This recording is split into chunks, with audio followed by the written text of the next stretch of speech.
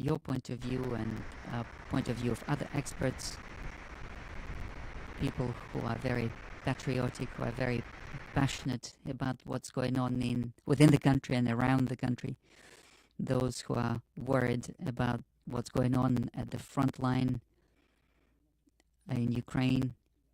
We understand all of that, and we are following very closely your point of view, and we respect it, but I don't see any reason for changing our concept. And our potential enemy knows about this. It knows our capabilities.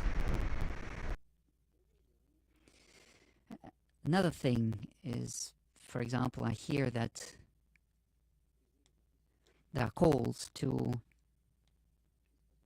start testing nuclear weapons, to come back to testing of nuclear weapons. Here's what I'd say here. The United States have signed a document, a corresponding document on banning the nuclear tests, and Russia signed it and ratified it. The United States signed it but did not ratify it. Now we practically finished the work on modern strategic armaments. I announced this several years ago. We have conducted the last successful test of Burevestnik. It's a rocket of global reach with a nuclear load. We have finished our work on Sarmat, which is a super heavy rocket. The question is that we have to simply go through certain bureaucratic procedures to complete this, and we have to move on to its mass production and putting it on military duty, and we will do that within a very short period of time. As a rule, experts say that new weapons we have to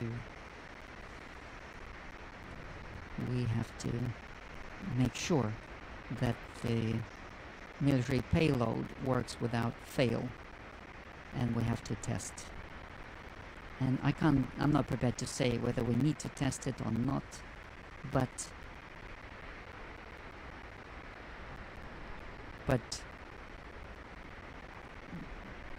I would like to reiterate that behaving in a mirroring the actions of the United States, when we signed and ratified, and they signed but not ratified, we can mirror their actions. This is a question for our Duma. In theory, we can recall that ratification, and this would be quite sufficient if we did that. In the West, there are people stating quite openly this position that the support of Ukraine, active support of Ukraine, is connected to the fact that Russia has been responding in a has not been responding convincingly to the escalation. I don't know whether it was convincing or not, but starting from the beginning of this counter-offensive, as it's so called, just from the 4th of June, Ukrainian military have lost over 90,000 people. So these are sanitary and irreplaceable losses. Almost 1,900 armored vehicles. And we have our own understanding of how things are progressing. We understand what we need to do, where we need to add things, and we are confidently moving towards achieving our goals. And we will achieve these goals. We will realize those objectives.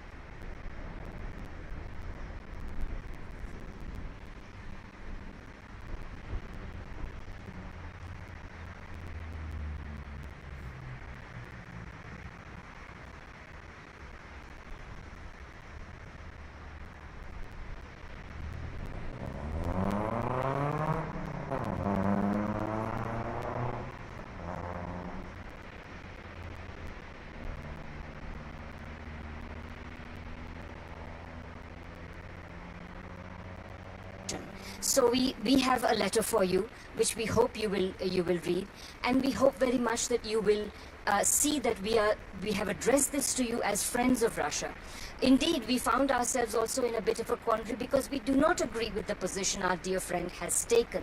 But we also remember how much we have learned from his formidable knowledge of Russia's history and his formidable commitment to Russia.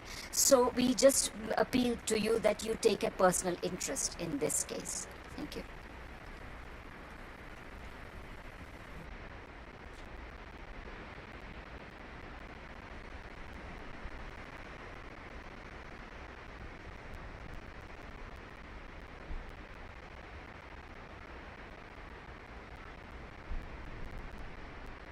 Shirshasana ಅಂತಾರೆ ಇದಕ್ಕೆ. ಅಪ್ಪ stress ಕಮ್ಮಿ ಮಾಡ್ತಿದ್ದಾರೆ, ಮನೆ ಮಾರಿ ಹೋಗ್ತಿಲ್ಲ. ಬಯರ್ಸೇ ಸಿಗ್ತಾ ಇಲ್ಲ. ಮಾವ ಮನೆ ಮಾರೋದಾದ್ರೆ ಮ್ಯಾಜಿಕ್ ಬ್ರಿಕ್ಸ್ಗೆ ಬನ್ನಿ, ಇಲ್ಲಿ ಸಾವಿರಾರು ಸೆಲ್ಲರ್ ಸಿಗ್ತಾರೆ ಬಯರ್ಸ್ಗೆ. ಪ್ರಾಪರ್ಟಿ ಬೇಗ ಮಾರಾಟ ಆಗ್ಲಿ, ಬೆಲೆ ಹೆಚ್ಚು ಸಿಗ್ಲಿ ಅಂತ. ವಾ ಸರಿ, ಈಗಲಾದ್ರೂ ಸೀದಾ ನಿಂತ್ಕೊಳ್ಳಿ.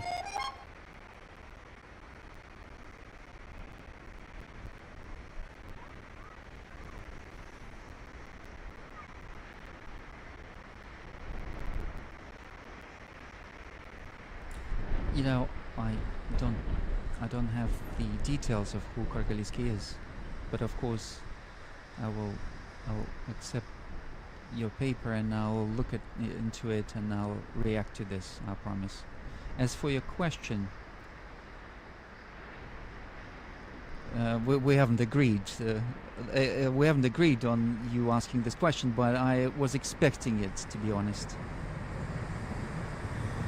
Moreover, I took this information about what actually happened. This is not just an ordinary event for us. I'll announced to be criminal. I would like to remind you, I took this information, that paper on purpose. So what the speaker said of the Canadian Parliament, he said, today in this room we have a Ukrainian-Canadian veteran of the Second World War who was fighting for independence of Ukraine against the Russians. I am proud that I can say that he is a hero of Ukraine and hero of Canada, and we are grateful to him for his service. First of all, if the Speaker of the Canadian Parliament is saying that during the Second World War, this Canadian or Canadian-Ukrainian or Ukrainian-Canadian fought against Russians during the Second World War, he cannot be ignorant of the fact that he was fighting on the side of Hitler and not on the side of his own country, Canada. Or he was collaborating with the Nazis. In any case, he was fighting on the side of Nazis. Let's assume that he did not know this. I'm not trying to offend the feelings of Canadians. We are respectful of people despite everything. If he doesn't know that during the war it was Hitler who was fighting against Russians and Hitler and his helpers was fighting against Russia, if he is not aware of this, he's an idiot. Then he just did not do well in school. He just doesn't have a elementary knowledge. But if he is aware that he was fighting on the side of Hitler and he's calling him a hero of Canada and hero of Ukraine, then he's an evil person.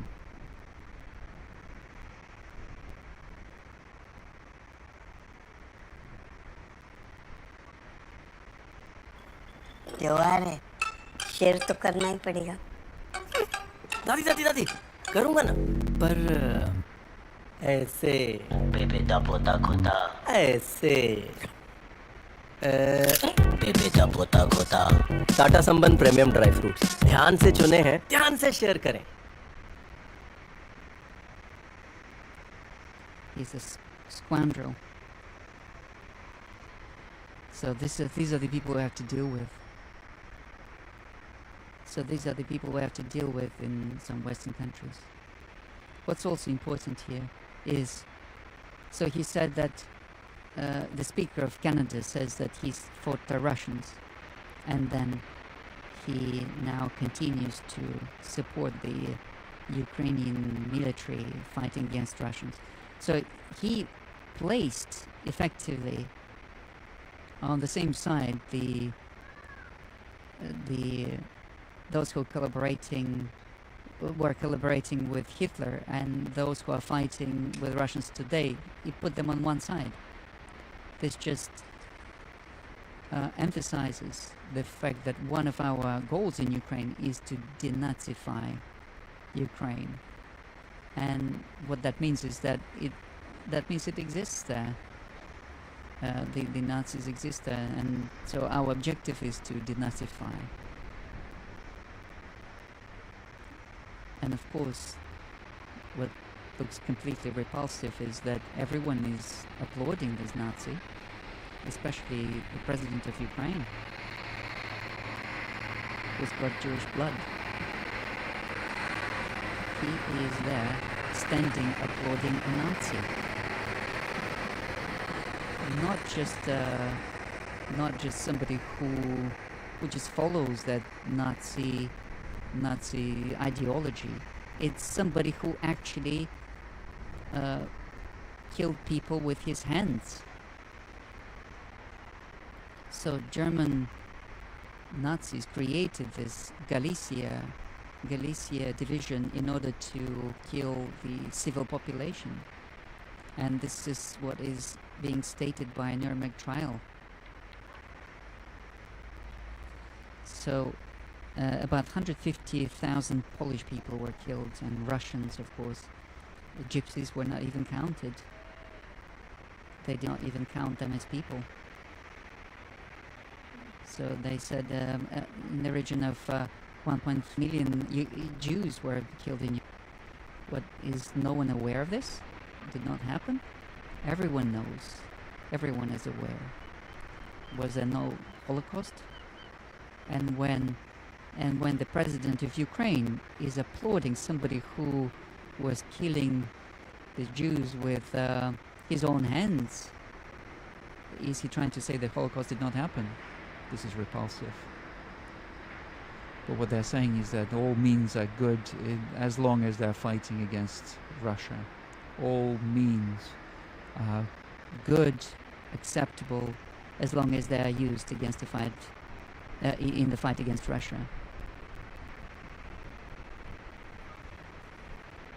So they have this desire to.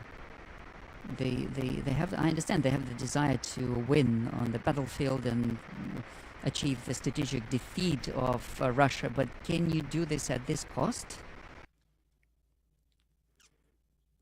Counting on not just us here in the small circle here at the search करें digit bike insurance